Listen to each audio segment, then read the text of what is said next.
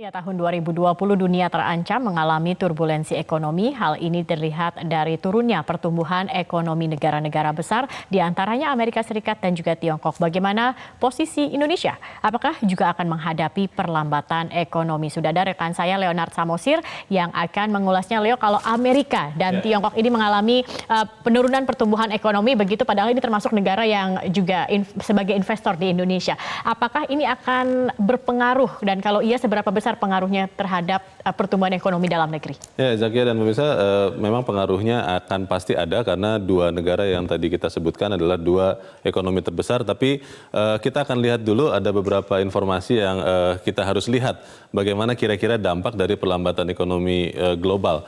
Indonesia saat ini menghadapi turbulensi ekonomi. Dan ini adalah risiko global yang data kami peroleh dari Kementerian Keuangan yang memperlihatkan bahwa Amerika Serikat pada saat ini menghadapi beberapa fakta, yaitu belum tercapainya kesepakatan perdagangan dengan Tiongkok. Sempat beberapa waktu yang lalu dikatakan bahwa ada kabar gembira, tapi ternyata Donald Trump sendiri hari ini atau kemarin membantah bahwa sudah ada kesepakatan dagang dengan Tiongkok. Kemudian seperti dalam berita sebelumnya sudah disampaikan bahwa ada ancaman pemakzulan Donald Trump oleh Kongres, dan kemudian akhirnya Bank Sentral Amerika atau The Fed memberikan stimulus moneter dengan menurunkan suku bunga dolar Amerika 25 basis point atau 0,25%.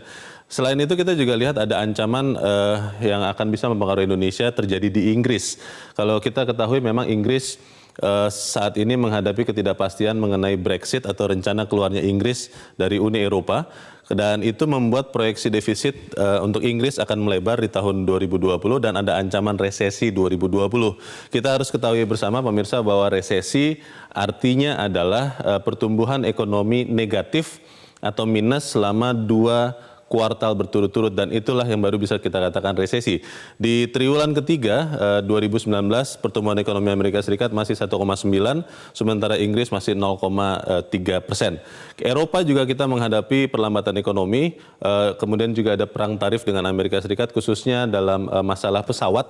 Kita ketahui ada persaingan dagang yang luar biasa antara Airbus produksi Uni Eropa dengan Boeing produksi Amerika Serikat, tetapi di triwulan ketiga 2019 Eropa masih bisa tumbuh positif 0,2%. Ini memang sangat kecil sekali.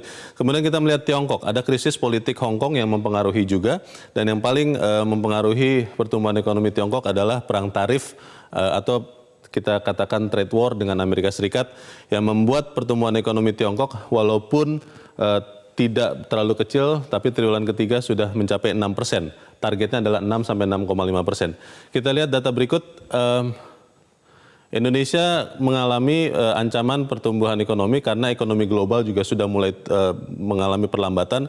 Kalau kita lihat ekonomi global tumbuh pada 2019 tahun ini diperkirakan terendah sejak krisis keuangan global yang awalnya dari Amerika Serikat dan Eropa tahun 2008. Dan itu kita melihat bahwa diperkirakan tahun ini seluruh dunia hanya akan tumbuh ekonominya 3,0%, dan di tahun 2020 diperkirakan akan tumbuh 3,4%, tapi dengan risiko menurun. Kita lihat data berikut. Kita akan melihat data berikut bagaimana kemudian perbandingan kuartal kedua 2018 dengan 2019 Amerika Serikat. Seperti yang tadi saya katakan sudah turun pertumbuhannya 3,2 sampai 2,3, itu 2,3 adalah data prediksi. Sementara laporan terakhir adalah memperlihatkan pertumbuhan ekonomi Amerika Serikat di triwulan ketiga itu hanya 1,9 atau 2%. Eropa demikian juga dari 2,3 di triwulan kedua turun menjadi 1,2%, masih positif. Singapura ini penurunan lumayan banyak dari 4,2 di triwulan kedua menjadi 0,1%. Tiongkok dari 6,8 menjadi 6,3 atau banyak orang yang mengatakan 6%, dan Indonesia masih relatif bertahan dari 5,3 menjadi 5,1%. Kalau kita lihat data-data ini, maka yang harus kita waspadai juga adalah bagaimana perkembangan ekonomi global ini mempengaruhi Indonesia. Kita ke data berikut, kita akan melihat bagaimana masuknya ancaman krisis ataupun resesi itu. Yang pertama ke Indonesia adalah lewat pasar finansial. Kita ketahui pemirsa bahwa banyak sekali investor yang kemarin melakukan pembelian saham, obligasi di bursa-bursa emerging markets atau negara-negara berkembang termasuk Indonesia. Dan kalau kemudian ketidakpastian global itu meningkat, maka kecenderungan investor akan menarik diri dari negara-negara yang tidak begitu stabil ke negara-negara yang stabil atau kita sering sebut safe haven. Dan itu bisa mengguncang baik indeks harga saham gabungan Bursa Efek Indonesia maupun nilai tukar rupiah. Kemudian kita melihat juga penanaman modal asing karena ketidakpastian global, kembali lagi investor akan menahan diri untuk melakukan ekspansi investasi di negara-negara di luar negara-negara yang selama ini punya keamanan ataupun peringkat yang cukup baik. Beberapa negara itu antara Amerika Serikat. Kemudian kita juga melihat dampaknya terhadap perdagangan karena memang efek perang dagang ini membuat banyak perusahaan harus terpaksa merelokasi usahanya dan itu menghambat perdagangannya. Selain itu kita akan melihat juga bagaimana pemerintah Indonesia menyiapkan Indonesia menghadapi turbulensi ekonomi. Ada 5 program prioritas yang disampaikan oleh Presiden. Yang pertama adalah tetap membangun sumber daya manusia karena memang ini adalah sesuatu yang kita harus bangun melihat betapa pesatnya pertumbuhan negara-negara lain. Kemudian kita juga terus membangun infrastruktur. Dan kemudian ini yang menarik adalah usaha pemerintah untuk menciptakan satu jenis undang-undang yang sering disebut Omnibus Law yang akan menyederhanakan regulasi secara sekaligus. Ada lebih dari 70 undang-undang yang akan digabungkan dengan Undang-Undang Cipta Lapangan Kerja dan Undang-Undang Pemberdayaan UMKM. Ini masih menjadi pertanyaan bagaimana bentuk Omnibus Law. Kemudian kita lihat juga dari yang keempat adalah penyederhanaan birokrasi. Kita sudah melihat bagaimana Menteri Dalam Negeri melakukan usaha untuk menyisir anggaran dan juga penyederhanaan birokrasi oleh Menteri Pendayagunaan Aparatur Negara, reformasi birokrasi, dan yang terakhir adalah transformasi ekonomi. Stabilitas sistem keuangan menjadi sangat penting dan kalau kita melihat bagaimana komunikasi yang dilakukan oleh Kementerian Keuangan, Bank Indonesia, Otoritas Jasa Keuangan, dan Lembaga Penjaminan Simpanan, maka harusnya kita bisa melihat kesiapsiagaan itu. Tetapi sekali lagi kita harus ingat bahwa kalau memang terjadi penyakit yang kronis tiba-tiba di luar Indonesia, bukan tidak mungkin Indonesia bisa tertular di dalam kondisi ekonominya. Itu yang bisa saya sampaikan, Zakia. Baik, terima kasih atas ulasannya, Leonard Samosir. Ya, tahun 2020 dunia terancam mengalami turbulensi ekonomi. Hal ini terlihat dari turunnya pertumbuhan ekonomi negara-negara besar, diantaranya Amerika Serikat dan juga Tiongkok. Bagaimana posisi Indonesia? Apakah juga akan menghadapi perlambatan ekonomi? Sudah ada rekan saya, Leonard Samosir, yang akan mengulasnya. Leo, kalau Amerika dan Tiongkok ini mengalami penurunan pertumbuhan ekonomi, begitu padahal ini termasuk negara yang juga sebagai investor di Indonesia. Apakah ini akan berpengaruh dan kalau iya seberapa besar pengaruhnya terhadap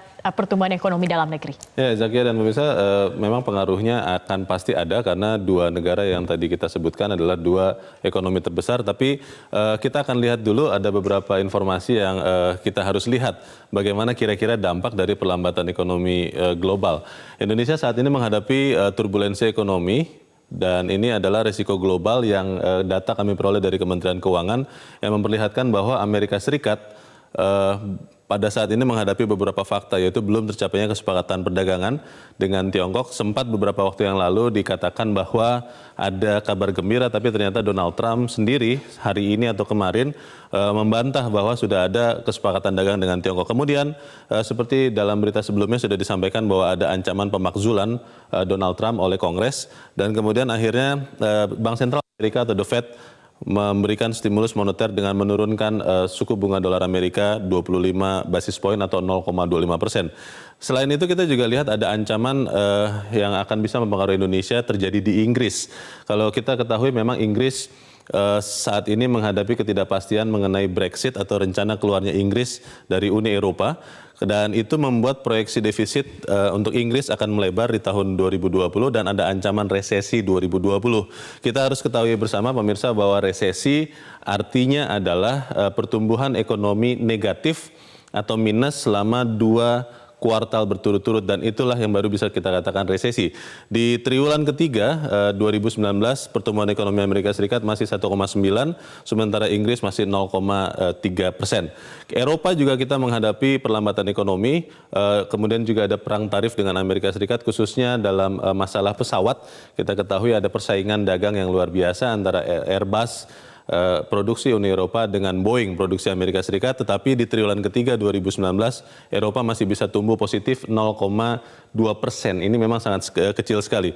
Kemudian kita melihat Tiongkok, ada krisis politik Hong Kong yang mempengaruhi juga, dan yang paling mempengaruhi pertumbuhan ekonomi Tiongkok adalah perang tarif atau kita katakan trade war dengan Amerika Serikat yang membuat pertumbuhan ekonomi Tiongkok walaupun tidak terlalu kecil, tapi triwulan ketiga sudah mencapai 6%. Targetnya adalah 6 sampai 6,5